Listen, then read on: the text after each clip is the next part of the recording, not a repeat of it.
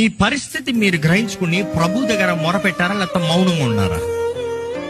ఎందుకంటే చాలా మంది పరిస్థితి గ్రహించుకుని ఏమంటారు తెలుసా, ఇంకేం చేస్తాం, నేను చేయగలిగింది ఏముంది, నా వలన ఇంకేం చేయలేము, మనుషుడు ఇంకేమి చేయలేడు. అవును, మనుషుడు చేయలేడు, కానీ దేవునికి సమస్తం సాధు, అన్ని సాధు. దేవుడు చేస్తాడు, మనుషుడు చేయలేడు. మనుషుడికి అసాధ్యమే, దేవుడికి సాధ్యమే. ఈ మాట నమ్మాలండి. నీ పరిస్థితిని నువ్వు గ్రహించుకుని ప్రభు వైపు చూస్తూ, ప్రభువా నా గాయం మానిపోయా, ప్రభువా ఇదిగో అయ్యా నా జీవితాన్ని చూసి, నా గతాన్ని చూస్తే నాకు భయం కలుగుతుందయ్యా, ఏమవుతుందో, ఏం జరుగుతుందో, ఎలాగెళ్తానో, ఏం చేస్తానో నాకు తెలియట్లేదు ప్రభువా. గతంలో జరిగిన పరిస్థితులకు నాకు ధైర్యం రావట్లేదు ప్రభా, ఈ అడుగు చేస్తానికి, ఈ కార్యము చేస్తానికి, ఈ దృష్టితో చూస్తానికి. కానీ నీవు ఆయనకు మొర పెడితే ఆయన నీకు ఉత్తరం ఇస్తాడు. ఒక నిజ స్నేహితుడు ప్రాణం పెడతాడట. స్నేహితులు అనేవారు మీకు ఉంటే నిజంగా మీ కొరకు ప్రాణం పెట్టేవాళ్ళని పరీక్షించుకోండి. నేను ఎప్పుడు స్నేహితుల గురించి మాట్లాడతా. సో ఒక రకం మనతో ఉంటారు, కానీ మన వారు కాదు, మన జీవితం కాదు, మన స్వభావం కాదు, కానీ ఊరక టైం పాస్, వారిని నమ్మకండి. రెండో రకం ఉంటారు, వారు మనతో ఉంటారు, మనతో తిరుగుతారు, మనతో కష్టపడతారు, కానీ నిజంగా మన స్నేహితులు కాదు. వాళ్ళు దేనికుంటారంటే మనం ఏది సాధిస్తానికి ప్రయత్నం చేస్తున్నామో వారు దాన్ని సాధిస్తానికే ప్రయత్నం చేస్తున్నారు. ఈ రకం ఇంకా డేంజర్.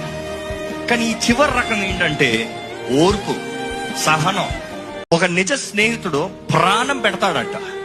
స్నేహితులు అనేవారు మీకు ఉంటే నిజంగా మీ కొరకు ప్రాణం పెట్టేవాళ్ళని పరీక్షించుకోండి.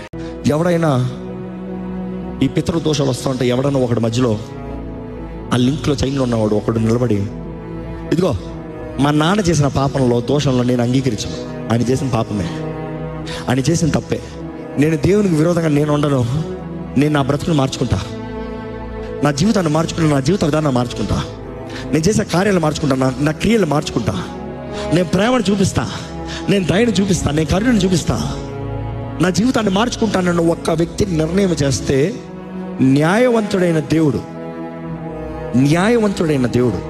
ఇదిగో వీళ్ళందరికి వచ్చింది. But this guy is breaking the curse. He does not want to be a part of that sin. That is the curse breakers. ఈరోజు ఇక్కడ ఉండాలి కర్స్ బ్రేకర్స్. నా పితరుల దోషాలు నా మీద రాకూడదు, నా తరం మీద కలగకూడదు, నాతో ఐ బ్రేక్ ఇట్. అడుగుతున్నాను, మనలో ఎంతమందికి అలవాటు ఉంది ఉదయం లేచిన వెంటనే మోకరించటం? ఎంతమందికి అలవాటు ఉంది? ఒకవేళ ఇప్పటి వరకు మనకు అలవాటు లేకపోతే అలవాటు చేసుకుందామా? ఉదయం లేచిన వెంటనే మన పని ఏంటి తెలుసా? ముందు సెల్ ఫోన్ పట్టుకోవడం. అదొకటి దాపరించింది మనకి. ఉదయం లేచిన వెంటనే సెల్ ఫోన్ తీస్తావు, ఉదయం లేచిన వెంటనే సెల్ ఫోన్ చూస్తావు. ఎందుకు తీస్తున్నావు? ఎందుకు చూస్తున్నావు? ఏం చూస్తున్నావు? ఒకసారి ఆలోచించు.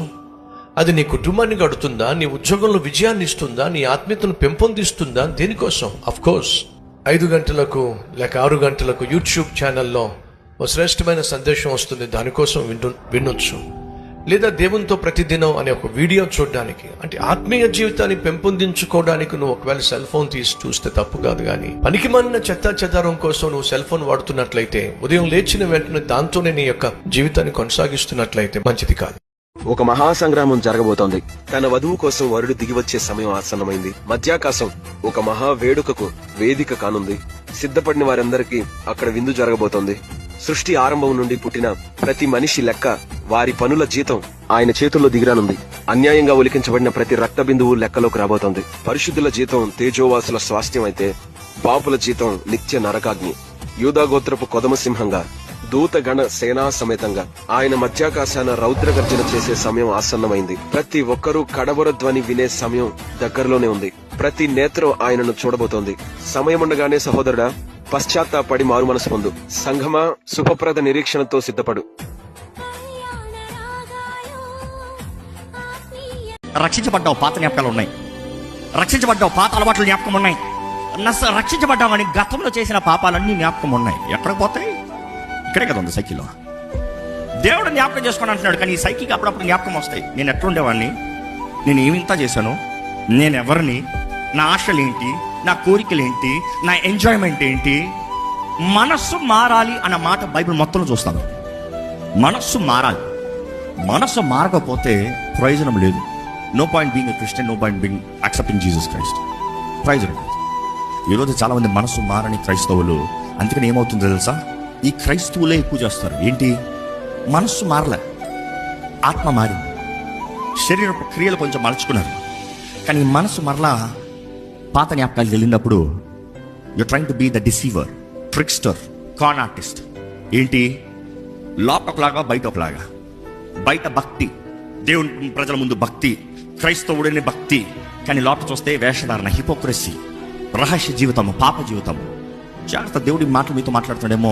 నేను మీతో చెప్తా, నేను ఎంతో భయంతో ఈ మాటలు చెప్తున్నాను. ఎందుకంటే ప్రతిదీ ఒక రోజు వెలుగులోకి వస్తుంది.